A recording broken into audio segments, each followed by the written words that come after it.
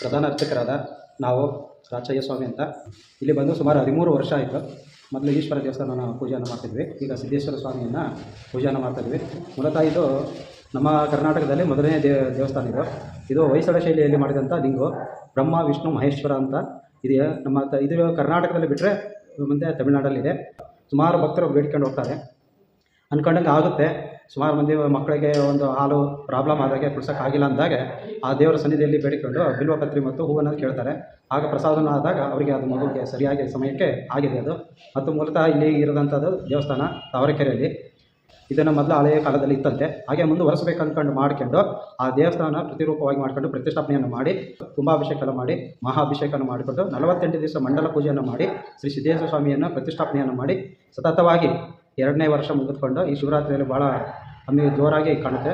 ನೀವೆಲ್ಲರೂ ಭಕ್ತಾದಿಗಳು ಹೆಚ್ಚಿನ ರೀತಿಯಲ್ಲಿ ತಮ್ಮಲ್ಲಿ ಕೇಳ್ಕೊಳ್ಳುತ್ತೆ.